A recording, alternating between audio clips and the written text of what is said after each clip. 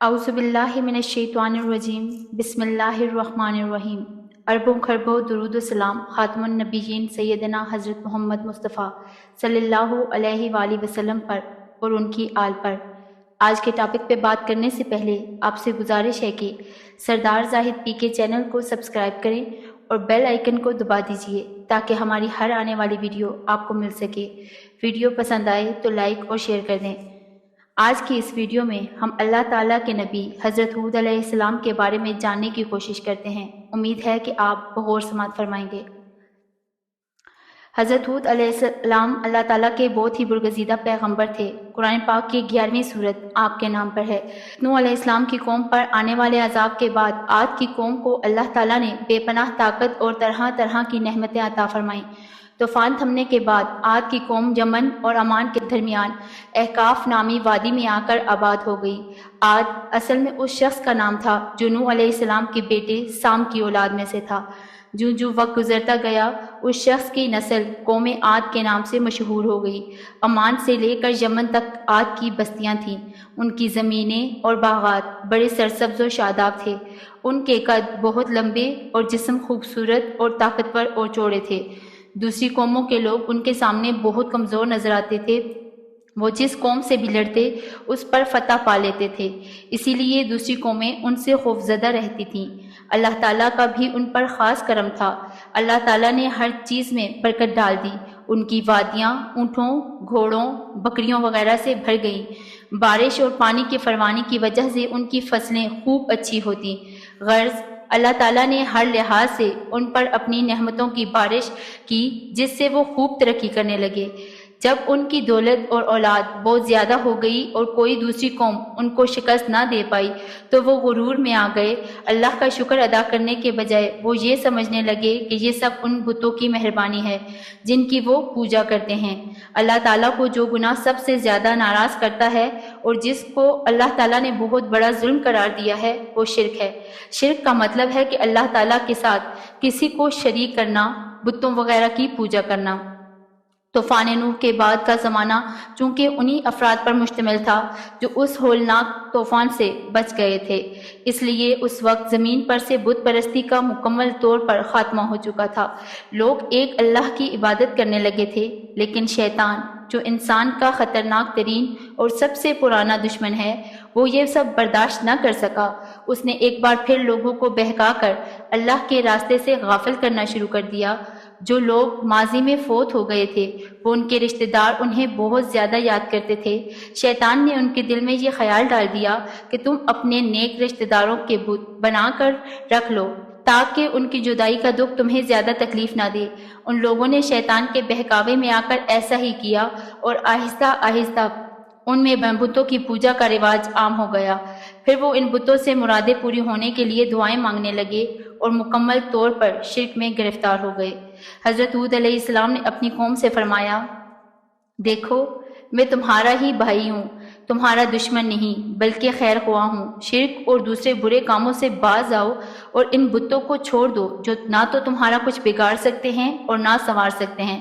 صرف ایک اللہ کی عبادت کرو جس نے اپنے فضل و کرم سے تم کو طاقت، قوت، مال و دولت اور دانائی سے نوازا ہے۔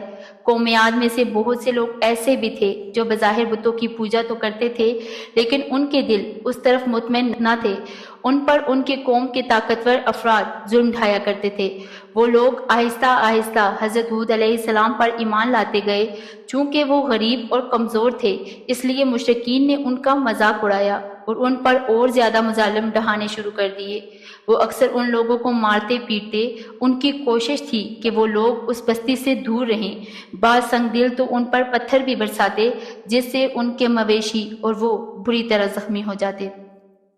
اس کے باوجود حضرت ہود علیہ السلام نے انہیں نیکی کی طرف بلایا، بتوں کی پوجا سے روکتے رہے۔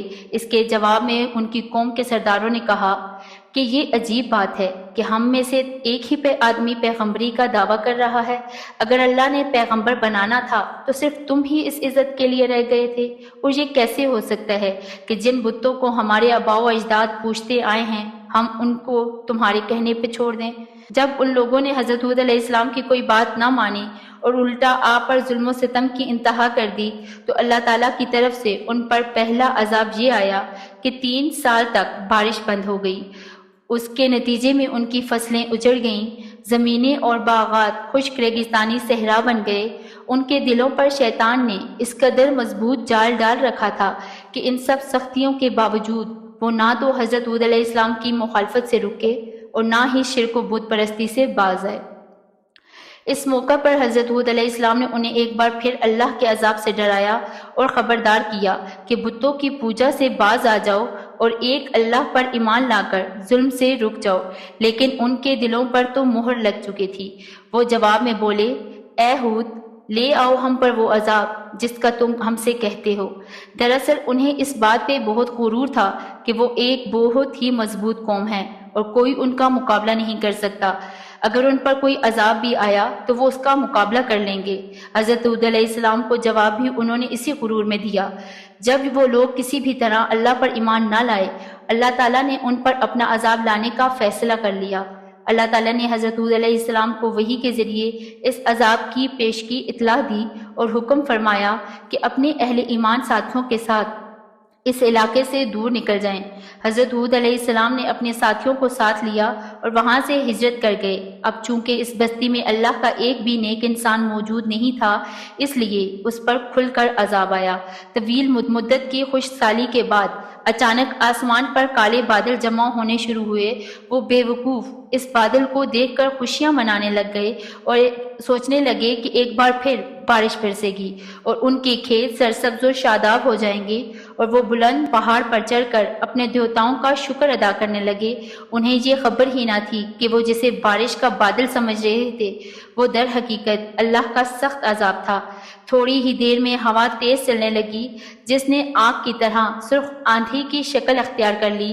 وہ ہوا اس قدر تیز اور ہولناک تھی کہ ان دیوقامت لوگوں کو اٹھا اٹھا کر زمین پر پٹکنے لگی۔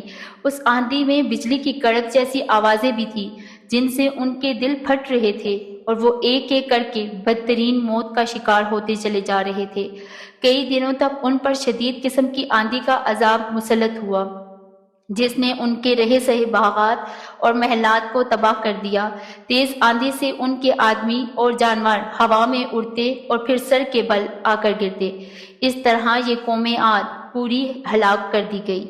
اللہ تعالیٰ نے اپنے نیک بندوں کو کس طرح اس طوفان سے محفوظ رکھا کہ حضرت ہود علیہ السلام کی بات نہ ماننے اور کفر و شرک میں مبتلا رہنے پر جب قوم پر عذاب آیا تو حضرت ہود علیہ السلام اور ان کے ساتھیوں نے پہاڑوں کے درمیان میں واقع ایک مقام پر پناہ لی۔ یہ عجیب بات تھی کہ اس طوفانی ہوا سے بڑے بڑے محلات تو مٹی کا ڈھیر ہو گئے تھے، مگر اس مقام پر ہوا نہایت آرام سے نرم ہو کر داخل ہوتی تھی۔ حضرت ہود علیہ السلام کے سب دوست عین آندھی کے وقت بھی اس جگہ محفوظ بیٹھے رہے اور ان کو کسی قسم کی کوئی تکلیف نہیں ہوئی۔ حضرت ہود علیہ السلام اور ان کے ساتھی مکہ معظمہ منتقل ہوئے اور حضرت ہود نے وہیں پہ وفات پائی۔ امید ہے کہ ہماری اس ویڈیو سے آپ کے علم میں اضافہ ہوا ہوگا۔ مزید اسلامی معلومات کے لیے ہمارے چینل کے ساتھ جڑے رہیں۔ شکریہ۔